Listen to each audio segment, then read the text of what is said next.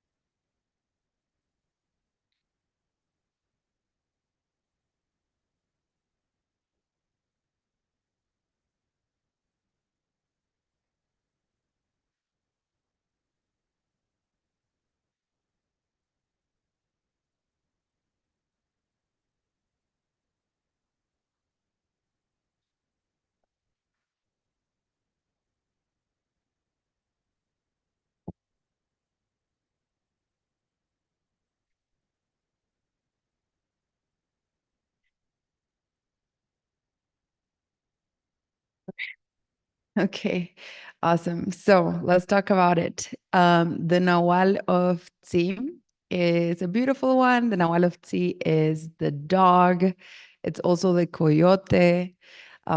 Two beautiful animals who have a lot of symbolism, and we can learn a lot of lessons from them. You're gonna see because I always end up talking about dogs usually during Tzi quite a lot.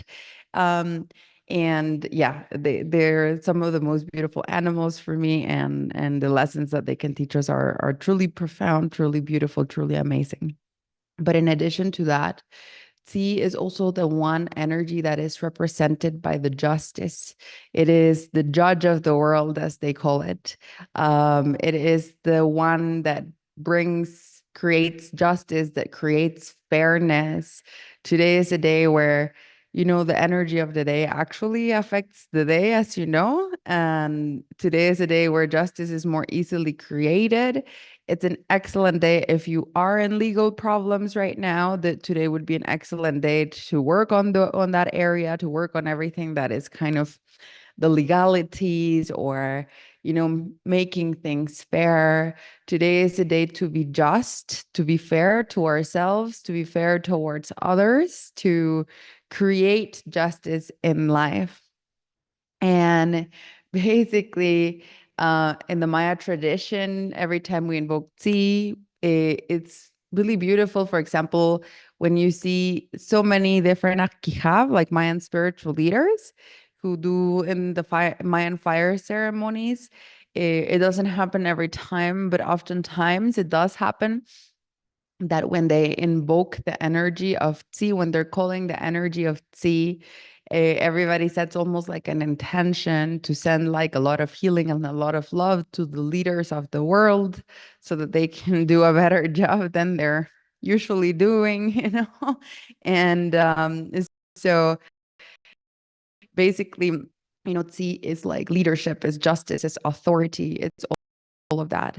But in the Maya tradition, justice, in the Maya tradition, law does not refer to the law of like a country, to the law of a specific government or something like that. It refers to the law of the world, to the laws of nature, to the laws of the universe. It refers to, it's kind of the concept of like what goes around comes around kind of thing. Justice is always made. You kind of, get back what you put out there kind of thing. And, you know, it's like that's something that, we often see in life. We've all probably experienced it.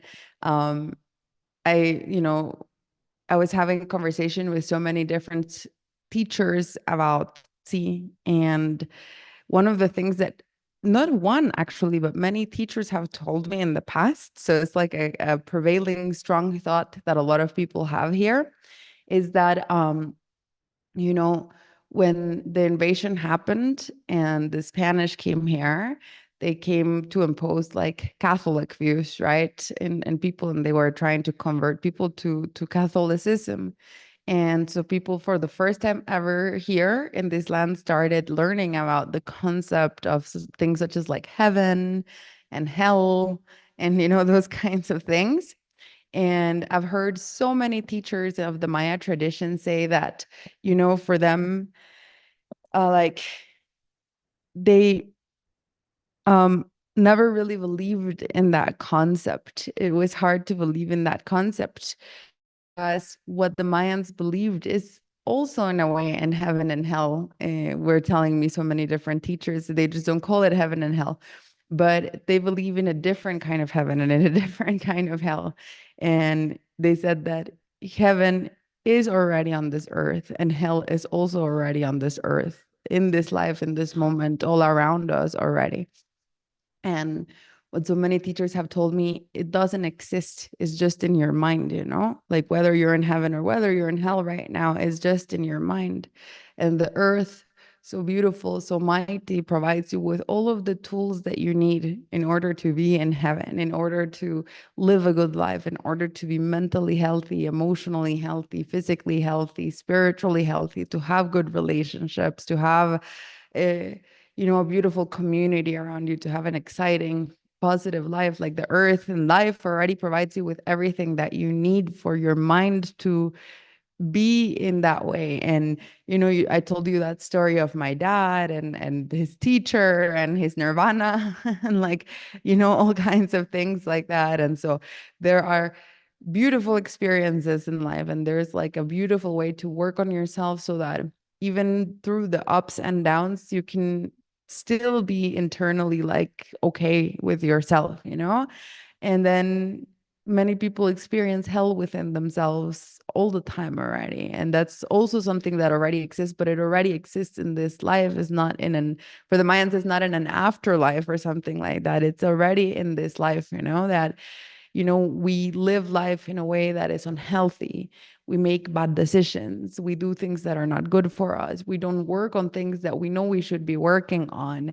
We don't, eh, yeah, like pay attention to our needs or to ourselves or to what would we need to do in order to heal our relationships, for example, in order to have healthier relationships, in order to have also healthier relationships with ourselves as well, and many times when we don't put that like effort out there, our life can feel a little bit like hellish, and so basically you know, for the Mayans, they say that they already understood that concept, but for them it was really different because it was not in an afterlife. It was in this life. You can be in the upper world or you can get stuck in Xibalbá for however long you want. You can be like Hun Hunakpun, Buku Hunakpu, and just not make it out of Xibalbá for your entire life and just be stuck there forever. Or you can be like Hunakpuan Xbalamque and also come from Xibalbá in your background, also have some Xibalbá in you and everything, because it would be unrealistic not to. But you can also come out of it and actually make the effort to overcome the trials and become a better version of yourself. And so C is the one that brings justice in that sense, and it gives us exactly what we kind of like deserve based on our own actions, and that's what like that one teacher who, the what are you going to do about it, worms in the meat guy, kind of helped me see it, which was, as you know, something that made me really angry at first, until I realized is the most powerful thing that I've ever learned in my life is I have exactly what I want, I am exactly where I'm deciding to be, because where I'm at, even if it might not all be my fault where I'm at, 100% of it is my responsibility, and so I realized I'm getting exactly the life that I'm choosing to have by not changing it actively, and so that's what C kind of is the one that is fair. It gives you back exactly what you put out there, you know? And if you do bad, it gives you bad back. If you do good, it gives you good back. It kind of is the justice, is the authority. Is almost similar to like karma or something like that, you know? It's of course totally different concepts, but like some similarities in that sense. And so that's what C represents, is the justice and the authority. And for that day, for that reason, today, it's a really great day to be more just, more fair towards ourselves, more fair towards the people around us, to do the right thing, to be fair, to be just. And to be just, I mean, I was listening to a podcast, and I'm so good at remembering what people in podcasts are saying, but I'm never good at remembering who said it. So I can never quote who said anything that I've ever said to you guys, because I listened to too many, so I can't remember who said what. But basically, the person in it, whoever it was, said something that I had to laugh when I listened to it, because what the person said is, sometimes I write, like I used to write my schedule for my days, for work. Like I used to give myself my schedule and everything that I would want to do this week and whatever. And like, he was kind of his own boss, so he gave himself like his own schedule and whatnot. And then he put himself under all of this pressure to do all of these things. And he said one time he looked at his calendar and he looked at his schedule for the day. And he had this thought, this very strong thought just come in his mind. He was like, what horrible person did this to me? And then he was like, oh, it was me. He was like, the horrible person who did this to me was me. He was like, why did I do this to myself? Like, why am I putting myself under so much pressure and doing these horrible things to like myself?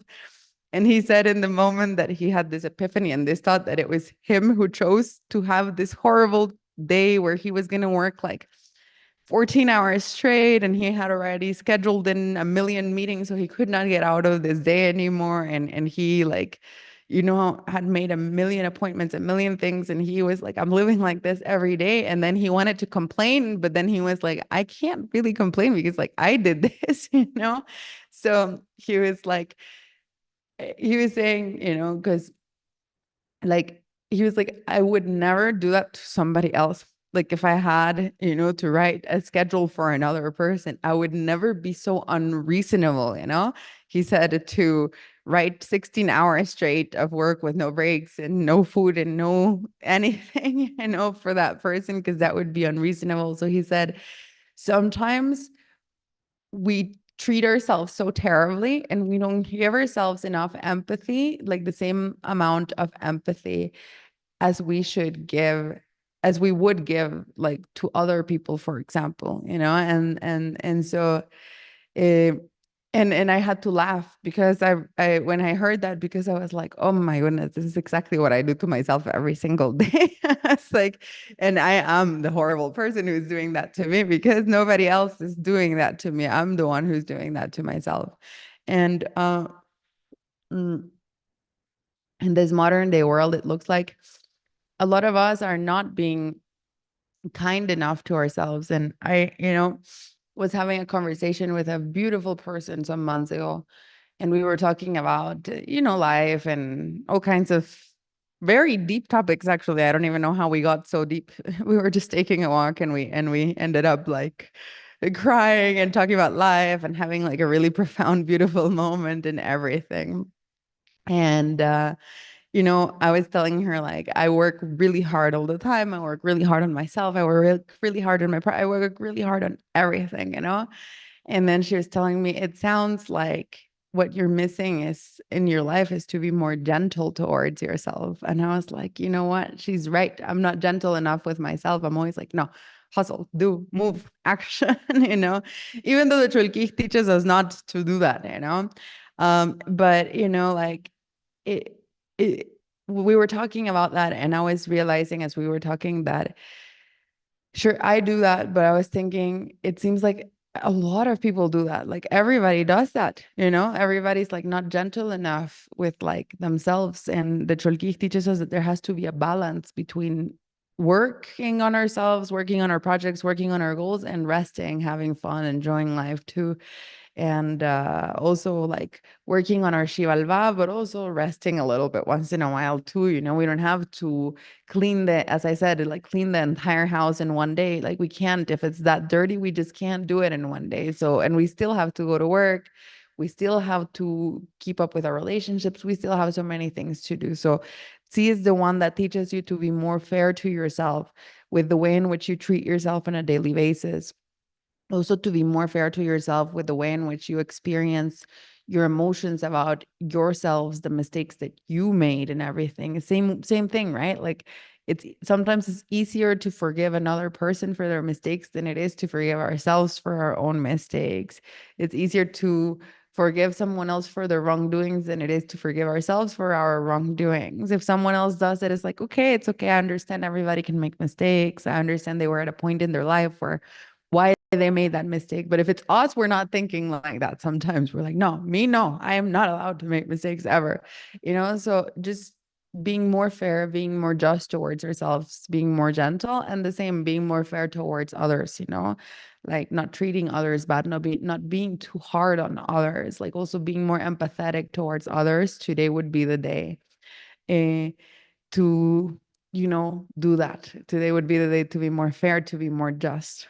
Um, that's what C teaches us. In that sense, C is a great energy to work on ourselves, but C is also the energy of the big leaders of the world.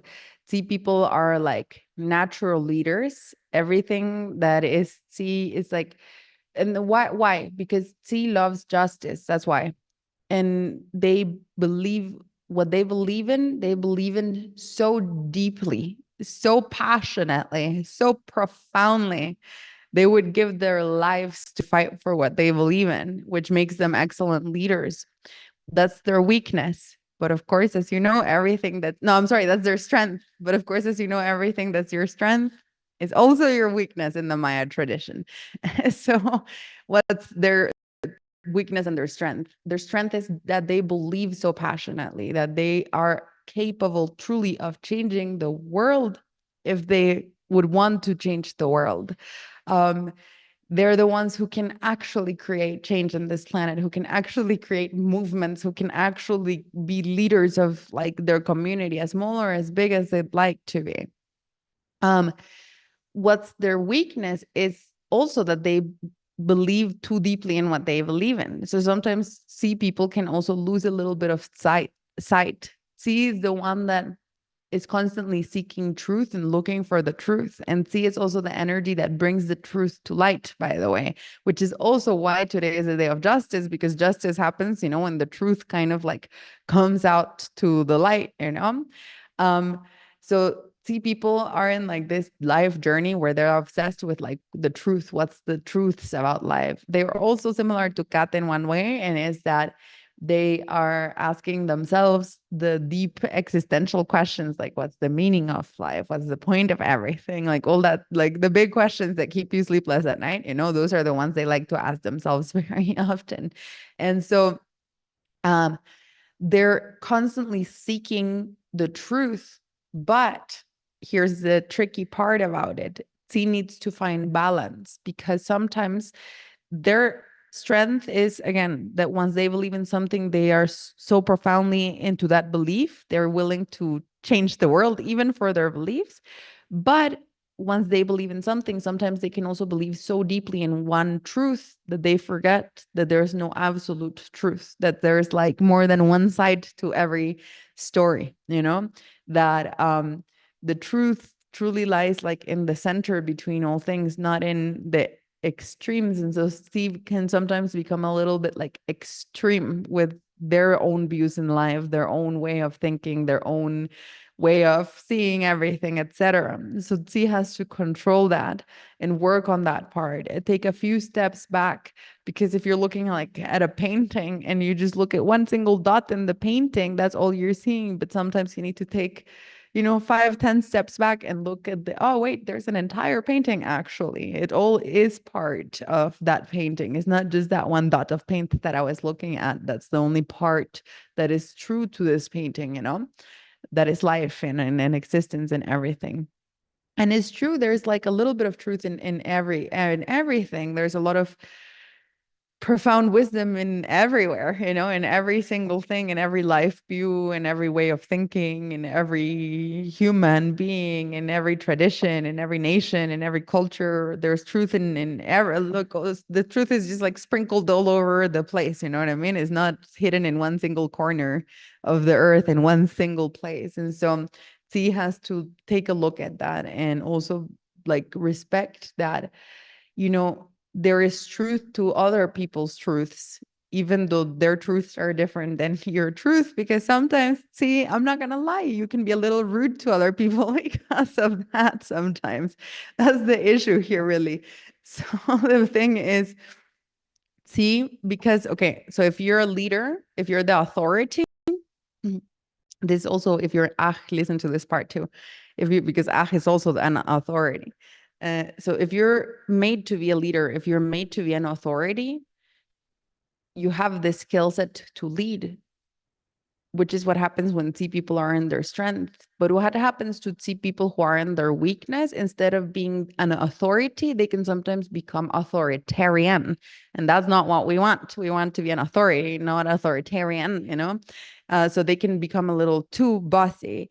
And sometimes they don't have, they don't think twice before telling people, for example, C people are telling are good at seeing other people's truths. That's like T is the one that brings the truth to the light. So obviously what are T people going to have as a skill?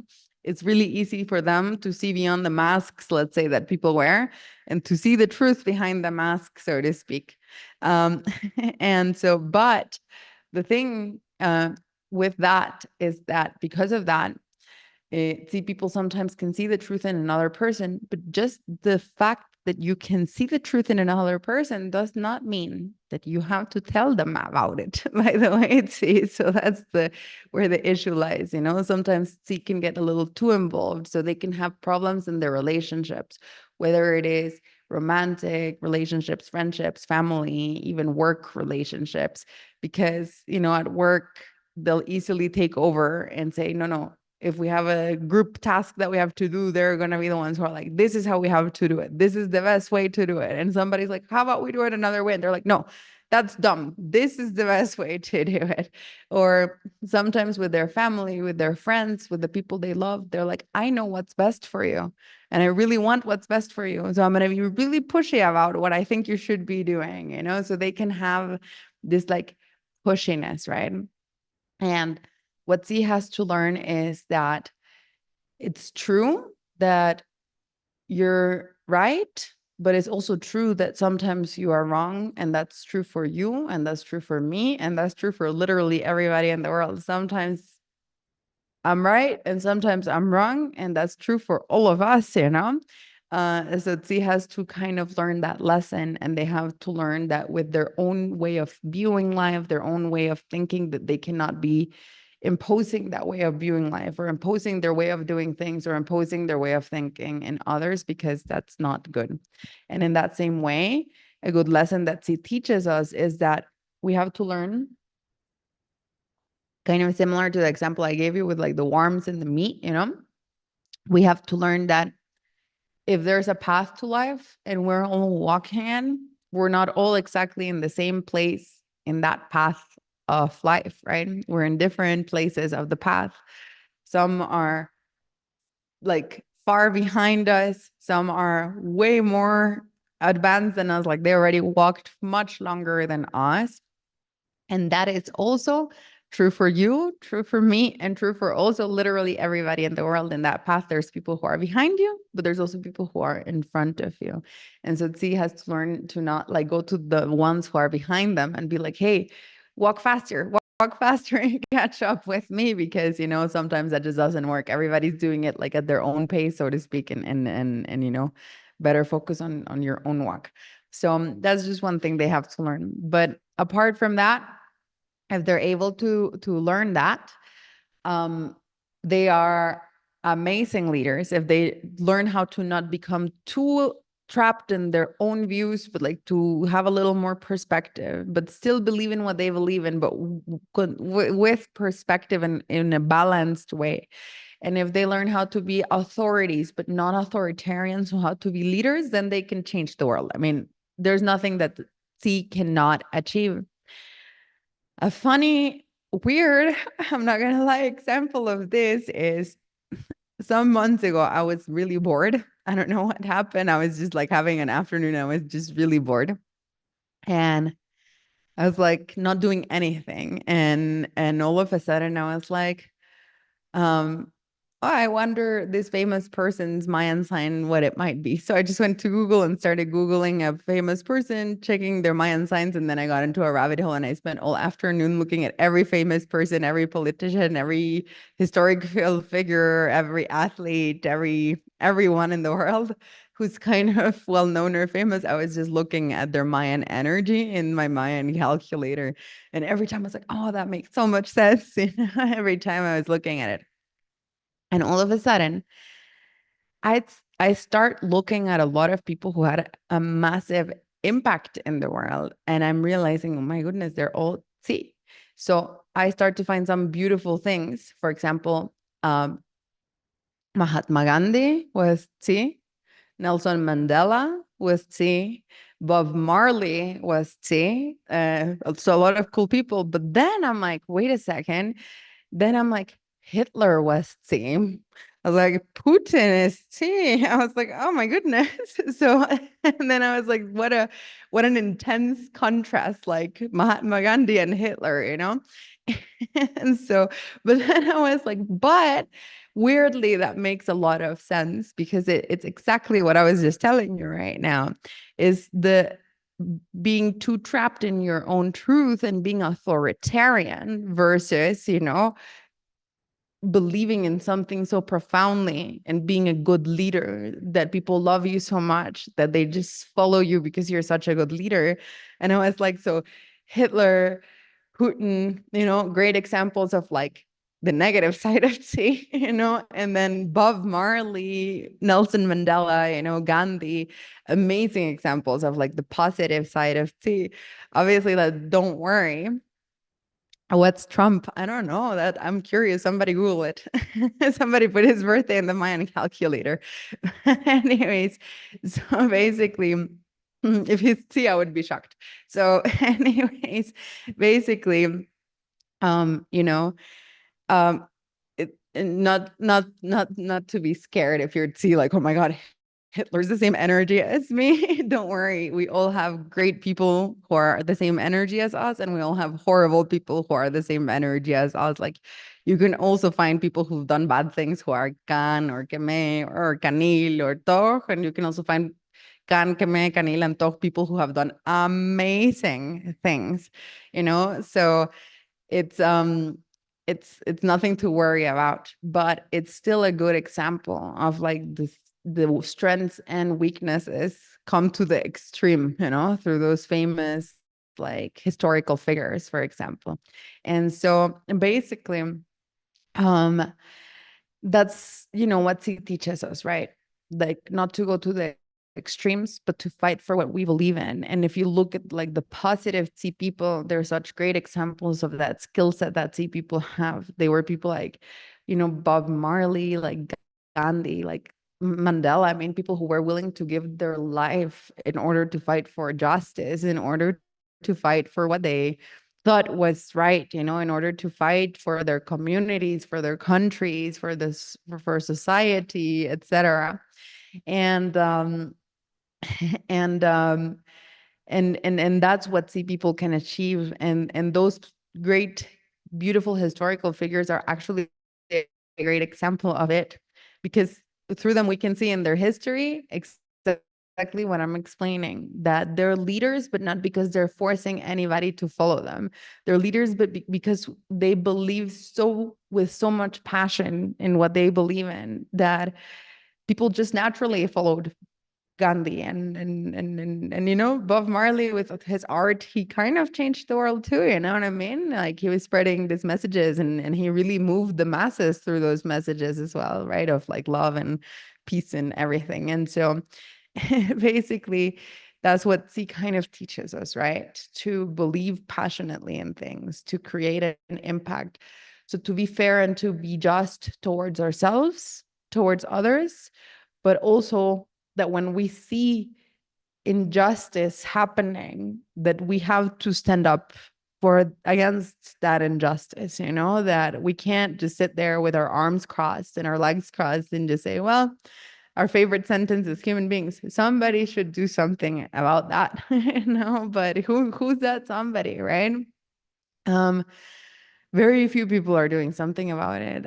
But, you know, it's time to look at our community, to look at our world, and to be just and to be fair and to fight for like the good fight, to fight, you know, for justice, etc. So that's kind of what C teaches us. And there's this beautiful song that I love so much by this guy called Darwin Grajales, I think, and it's in Spanish, but it's called Si no depende de ti, and it always moves me so much. So the Spanish speakers can listen to it. It always moves me so much because in the entire song, the song literally translates to, if it does not depend on you, then who does it depend on, you know? If to build your house, they're like tearing down forests, killing the jaguars so that you can live comfortably, then if it doesn't depend on you who lives in that house, then who does it depend on? You know, if people are hungry and waiting for somebody to come save them, like if it doesn't depend on you, then who doesn't depend on? And then like the whole song, he just like, you know, says this beautiful messages that always move me a lot. And, you know, action is a profound thing to do during C, to take action and to be just towards the world around us and to be fair towards the world around us. So that's one of the lessons of today. The other lesson is a lesson that, like, if you've come to the challenge before, you're probably tired of listening to this story, but I'm sorry, I'm obviously obsessed with this story, so you're gonna have to hear it again. So, and if you're new to the challenge, then hopefully you'll enjoy the story. But basically, eh, you know, I was thinking about the like lessons that the Nawal that carries you, teaches you. And it's important to learn about your Nawal because you have so many similarities with your Nawal. And in the case of Tsi, it's the dog and it's the coyote. And dogs are such beautiful beings, and I've gotten to interact with dogs a lot in my life because my husband and I are kind of obsessed with dogs. And in Guatemala, there's a lot of dogs that need rescuing. So we've, you know, rescued a few dogs. We have broken entered houses before in a very dangerous way, which you should not do, to rescue dogs that were being abused and stuff like that. So we you know, it's really hard to see a dog being mistreated and yeah. And so like all our dogs have like a pretty sad backstory, but you know, there's actually a lot of people here in Guatemala who are really amazing and are doing the same thing, because if you've been here, there's too many street dogs and there's too many. Yeah, David, you remember? I know David was there when it happened. He was like, "You guys are crazy." Anyways, anyways, so you know, there's a lot of street dogs and it's very sad. And but seeing street dogs has taught me some really big life lessons, because what do you think about when you think about a dog, right? You think about only beautiful things probably, right? Like you think about dogs are little angels, they're so friendly. You think about maybe unconditional love. You think about like joyfulness, perhaps. You think about like playfulness. Like you think about beautiful things only if you think about a dog. Um, and that's maybe like, I don't know where you're from, depending on your country, maybe that's the only thing you see when you see a dog. But in my country, sometimes when you see street dogs, what you see is not playfulness, is not joy, is not unconditional love, is a lot of fear, is a lot of like, sadness, it's a lot of abuse. You see pain. They're like so malnourished. Sometimes they're so thin and they're so sick. And sometimes you're also scared of them because everybody knows like street dogs can be a little dangerous. Like if you get too close to them, some of them might bite. You know what I mean? Because of how, but it's not that that's what they would want to do, is that they've been so mistreated, they've been so abused, they've been so hurt, they're scared of people. It's like Charlie, my latest puppy. I don't know what happened to him because we found him on the street, but he's like super scared of kids and he's super scared of certain people. And so he barks at everybody, super annoying for us. But he just, if somebody gets close to him, like 1 meter away, he starts barking. He really doesn't like strangers. And he's so cute. It's a huge problem because everybody wants to pet him because he's adorable. So everybody's like, oh, a puppy. And I'm like, no, no, no, no, don't touch my dog because, he's super, super scared of people. He did this actually because he's in his bite phase because he's a puppy. So basically, you know, um, you know, but it's also so sad because he's such a good boy and he's so beautiful, but he's so scared of people. And the dog trainer that we work with always says that it's very possible that who knows what people did to him, like we just found him on the side of the road. I don't know what happened to him before we found him on the side of the road. So it's very possible that he was being hit by somebody or like people were like, kicking him or I don't know. And now obviously he's like scared of people. And same thing with Blackie and some other dogs that we've rescued. Like they're so afraid of people because, you know, of all the pain that people cause them. Because I really will never understand this. Like, how can you hurt a dog? That will never fit in my brain. Like, how can you be okay with that? Like, because like, how can you, like, or a puppy, Maya, like she was 2 months old when we got her and she had like broken bones because her previous owner used to beat her up with like some wood, like some, the wood you use for the chimney, leña, like those big pieces of wood. Like he would hit her like, but she was like this size, like why, anyways. Yeah. So, um, so obviously, some of these dogs who are looking at me right now, I don't know if they're hearing their names being said or something. They're both like, what is she talking about? Some of these dogs, you know, are like the aggressive or they're scared of people or they're not so nice or they bite or whatever. And the reason for it, yeah, I know. So the reason for it is because of everything that they have gone through, like obviously they're scared of people. If you get hit all the time by a person, you're going to be scared of people at that point. You know what I mean? Like if you get kicked and hit and screamed at and everything, you're going to be afraid from now on. But the reason that this is relevant to the story of Team and the reason that this taught me a really big lesson in life is because of the famous dog, Pluma, my family's dog. And now she's an old cranky lady, but she was really cute at some point. And she, got rescued, and Pluma means feather. And the reason she was called Pluma, which means feather, is because she was as thin as a feather when she was found, because of how malnourished she was. So, she escaped several bad situations. Like she had owners, is what the belief is, that were neglecting her, and then she was abandoned. Then there's a really horrible um dog shelter in Antigua that is known for also abusing dogs. Unfortunately, there's some amazing ones. There's like a lot of people doing great work, but there's one that is not great at all because the person who owns it is also neglecting the dogs a lot. So she got rescued, but really she was not rescued. She was, and then she escaped that horrible dog shelter. Lucky her. And then she had puppies, and then she was found, and then she was like in such a bad state. And then she got brought back to health, and then we took her in.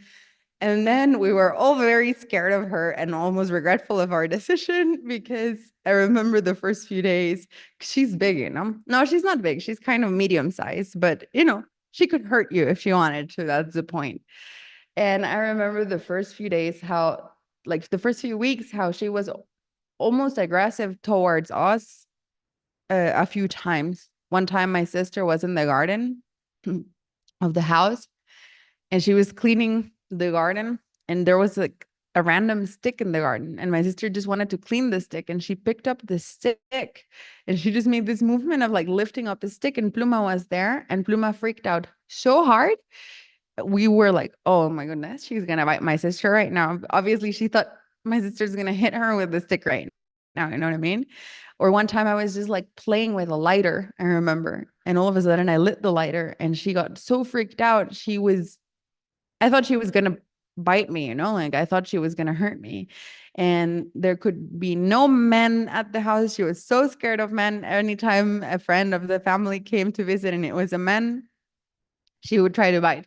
So we were like, oh my God, how are we going to handle this dog? You know, she's so aggressive and she's so scared of men and she's so scared of like certain things, you know? So we were all a little afraid of her at the beginning. But at the same time, it kind of made sense because of everything that she had gone through, that that's the way in which she acted and she behaved. Like she was obviously scared of people for a reason. But then something amazing happened, which is time passed. And after some time, like after several months or after a year, you could pick up a stick and she would not be afraid anymore. You could have a bunch of men in the house and she would not be afraid of them anymore. And all of a sudden, she stopped feeling fear. And it's not that we did anything special, we just did not abuse her. We just didn't like, you know, there were no men in her life anymore who were like hitting her or anything like that. Nobody hit her with a stick ever again. Nobody hurt her ever again. And what was so beautiful about the process is she went from being this scary, traumatized, at times aggressive dog to being just a super normal, silly, funny, cutesy, little, super average, just chilling, having fun in life kind of dog, you know? And when you think of a dog that had good owners from the moment the dog is a puppy, you know, they always are silly, funny, cute, and they never go through like that bad phase. But when you think of rescue dogs, like sometimes they can be aggressive, sometimes they can have severe psychological issues. But what the lesson for me was in this was dogs can teach us so much about healing our trauma, because as soon as it actually stops happening, they can get over it and they can become completely normal. Like Maya and Charlie's on his way there right now, you know, and all of the and Pluma and all of them, you know, like they're all, you know, like able to kind of like overcome their trauma eventually, and you don't even have to do anything except give them love and treat them well, and then they do the rest of the job themselves. They just become normal. They understand, oh, there's no more danger anymore. I can like put my walls down and relax because now I trust again. I know there's no more danger. And so what that taught me about like myself and about life was that sometimes for human beings, it's harder to do that. It's also not natural for us in the same way that it would be for dogs. Like if we would have grown up in a happy place, in a happy household with no trauma, nothing bad happening, if we would never have experienced any of those bad things in life, like dogs, we might just be really open, really happy, really everything, like just the super good version of ourselves.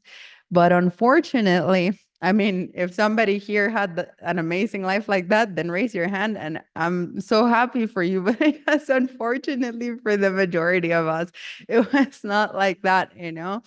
And unfortunately, we too have been hurt by other people sometimes. Unfortunately, we too have experienced trauma. Unfortunately, we too have been through bad situations. And similarly to street dogs, or similarly to dogs, if you get too close to a street dog, it might bite you, even if you personally don't have bad intentions against the dog. It might just bite you because it's so used to getting hurt. It thinks if somebody gets close enough to me, let me attack before they attack me. Let me like growl and scare people so that they never get close to me, so that they know I'm dangerous.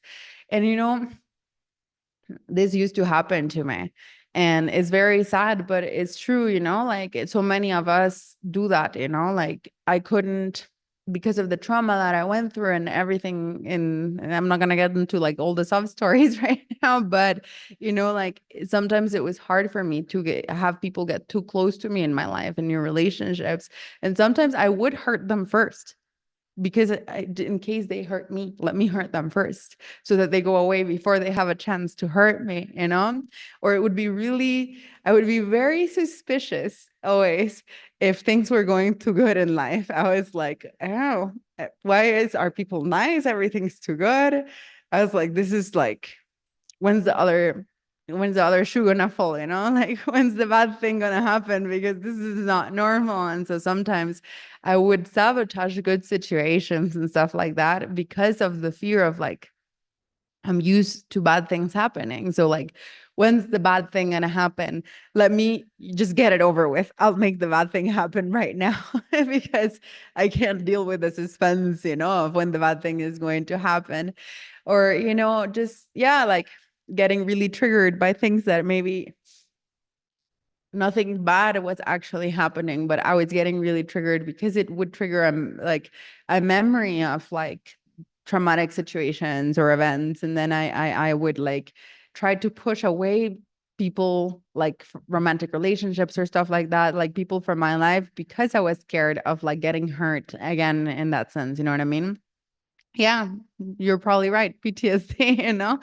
So basically, the idea is that, in that way, I reminded myself of a street dog. You know what I mean? Whereas, like, because you're used to getting hurt, now every time people try to get close to you, you growl or you bite because as a way to protect yourself.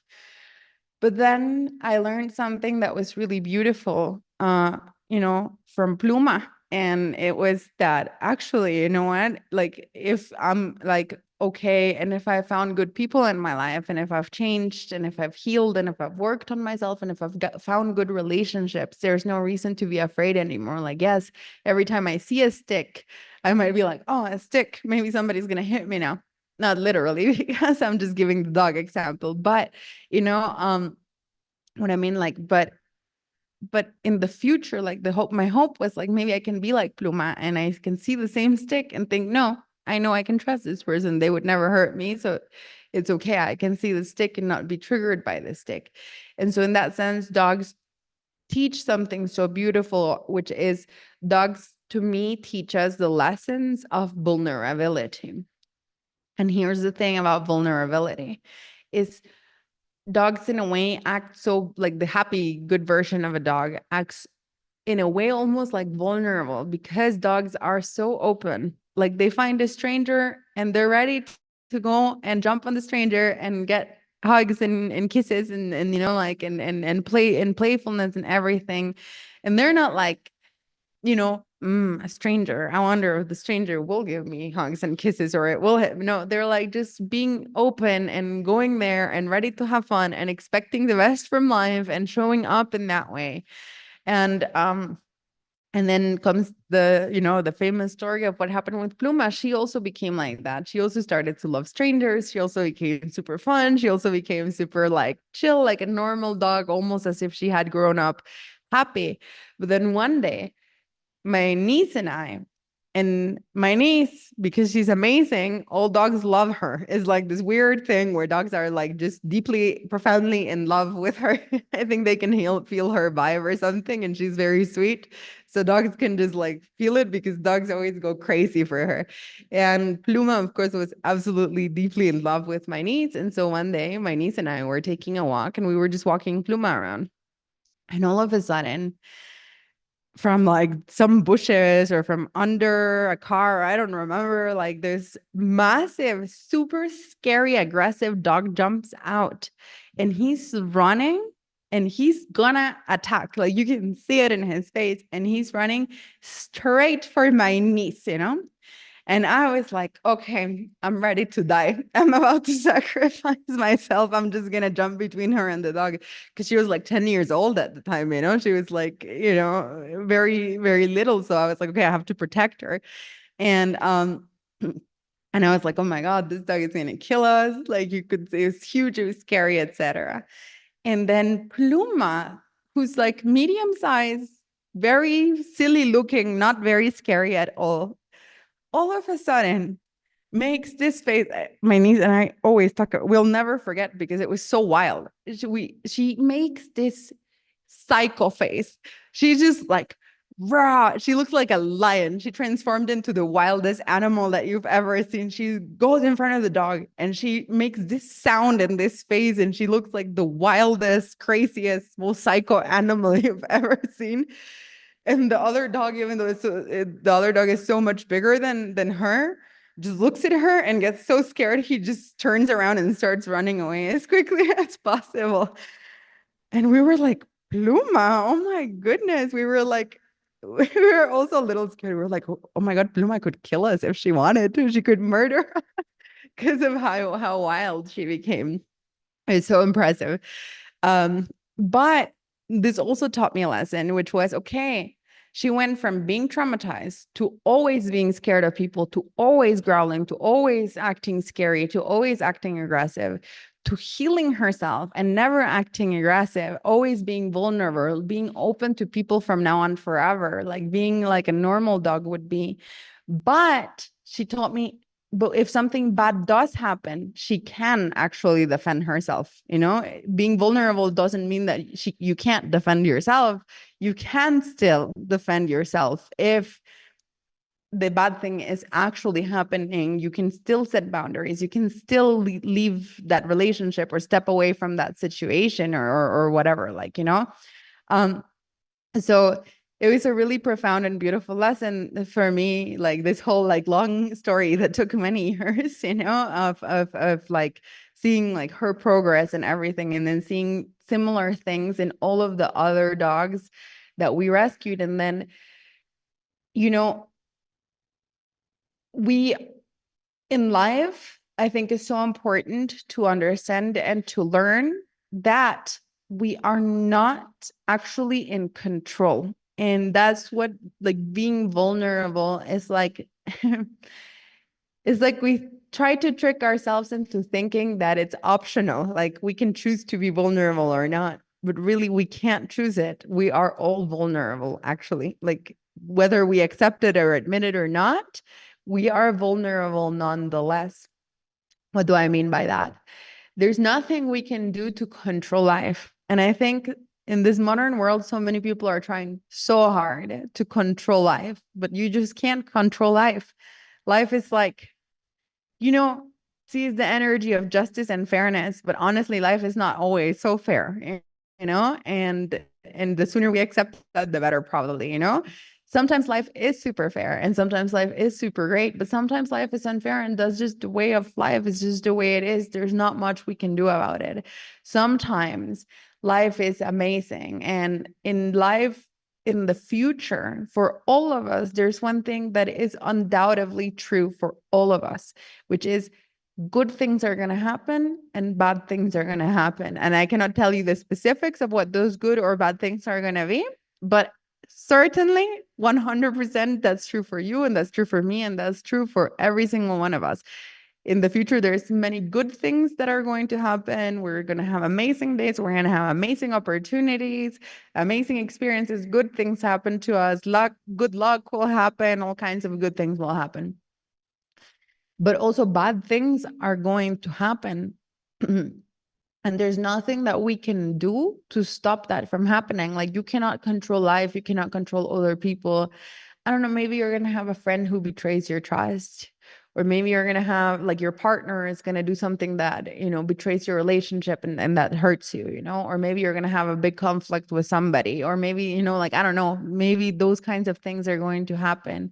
And there's nothing you could have done to foresee that. There's nothing you could have done to change that. There's nothing you could have done to stop some of those things from happening. And, you know, we like to play this act that there's something that we can do to control that, to keep ourselves, you know, like safe from that, to surround ourselves with like walls or bodyguards, or, you know, I don't know, all kinds of things that can protect us from like some good things and some bad things. But the reality is there's no amount of being tough in the world. There's no amount of muscle in the world. There's no amount of bodyguards, of money, of anything in the world that can actually protect you from the fact that good things are still going to happen and bad things are still going to happen, regardless of how much you do to try to stop that from happening. So whether you like it or not, you are vulnerable. I am vulnerable. Every single one of us is vulnerable. You know what I mean? And so there's nothing we can do to control that. But there's one thing that we can do, and is that we can respond to those situations as they happen. We cannot plan life. We cannot, you know, plan for how everything is going to be in life. Trust me, I lived in Germany and all Germans are trying to do that, but it just doesn't work, you know? And so basically you can't like plan life and you can't plan for everything to happen. I think there's something really great about Latin America, like at least Guatemala, because here's where I grew up, which is we're all so used to like everything not going so great for us. We're comfortable with like not great things. Like we're comfortable with like there's so much power in that, you know. We know there might be a massive crisis. We know we might not have food to eat. We know there's gonna be all kinds of problems. You know, we know there's gonna be like, you know, our country might just fall into pieces in a few months. It's probably, you know, in these countries that does happen all of the time, you know what I mean? We are used to natural disasters. Sometimes the volcano just erupts and sometimes there's earthquakes. There's all kinds of things. If you live in Guatemala, you're always on edge because like life is way more intense here. But I think that there's so much power to that because did you know that some studies discovered that some of the happiest countries in the world are Guatemala, Honduras, El Salvador, Nicaragua, Central American countries. And I was always so interested in that because if, you know, like Norway, Germany, I don't know, like Denmark, Sweden are countries that are so impressive to me because your governments are wow, you know, like what a privilege, really, you know, like in Germany there's no homelessness, for example. Like if you lose your job and you don't have money, the government will give you money for any amount of time that's necessary, and they calculated the amount of money you actually need to have clothing, food, healthcare, and housing. And they will give you a literal house to live in while you find another job. And if that takes 4 months, it takes 4 months. And if it takes a year, it takes a year. That was so impressive for me when I was like, what? Your government like is doing that? That's so crazy to me, you know? And I was like, wow, you guys have like in a way so much safety, you know, like so much security. Like you can walk alone at night on the street. Nobody's gonna rob you. That's kind of crazy. If you get sick, you'll have a hospital to go to, you know, don't take that for granted, Europeans. You have no idea what life is like here, you know? So basically, you know, that was really impressive for me. And then I was almost angry at people. I was like, why are you guys complaining so much? I went to so many of these countries and people are complaining all day long. I was like, what's wrong with you guys? Why are you guys complaining? I was like, you have nothing to complain about. Get over it, you know? And I was like, try living in Guatemala and then tell me if you're going to keep complaining. Because here, if you get sick, you need to be rich if you don't want to die, you know? And security is not for granted, and so many things are not for granted here. And we're still the happiest people in the world. I was like, we're in all the worst lists, and Europe is in all of the best lists, but there's one exception. Like so many of these countries are in the most depressed countries in the world, and we are in the worst list of like most corrupt, most malnutrition, most all these horrible things, but we're still making it to the top happiest countries in the world. And I think that one of the reasons for that is because we are so comfortable with how vulnerable we are. And at some point, when you're so vulnerable all the time, something I've noticed here, and that's what I love about, and why I'm never, ever, ever leaving Guatemala again, is because, you know, you can be going through hell at this time in your life, and everybody's going to help you anyways, because everybody's also going through health. So we have like a very strong sense of community. But at the same time, it's like we prioritize joy and happiness because we know everything is always kind of not going so great. And so we're like, whatever, let's just be happy and make fun and like party. Just party, whatever. Let's get over it and have fun and enjoy life. And so I think that there's something so powerful about being able to be in the face of like your own vulnerability and thinking, okay, I accept it. I am vulnerable. That's fine. Let me still find happiness in life because what can I do about it, right? Like I can't control it. So let me just try my best. Let me work hard on myself anyways. If I'm in a bad situation, let me still work hard to try to get out of that bad situation. But I might as well be happy while doing that, and I think that's a really profound thing. And that's what tea kind of teaches us. So today we're drinking a cacao with star anise, which I think is really tasty, but it's also really healthy. Star anise is anti-microbial. It's also antiviral, like it kills bacteria, it kills viruses. It's also antioxidant. It also has a lot of vitamins. It has a lot of vitamin C, for example. It has a lot of vitamin A. Um, Cacao, as you know, is also full of antioxidants. So today we're having a lot of antioxidants, which is good news for all of us. Then it's also really good for your digestive system and the health of your digestive system. Is good if you have indigestion, is good if you're gassy, is good if you're bloated. It can also help with nausea. It can help with menstrual pain, like with cramps, that kind of thing. It's good for your respiratory health. It's good for the health of your heart.